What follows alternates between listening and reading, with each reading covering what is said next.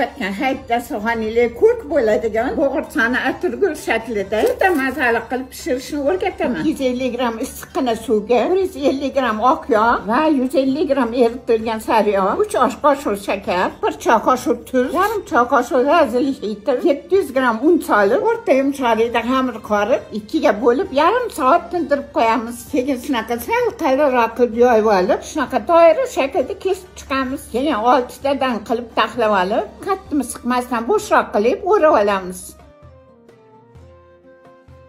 Keyin ikkiga bo'lib olib, atirgulchalarimiz ochilib ketmasligi uchun cho'p tiqib qotirib qo'yamiz.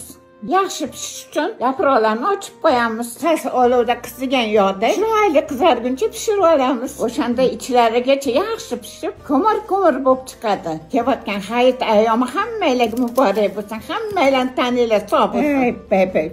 Ko'mir qiladi. Og'zingizda erib ketyapti. Juda mazali.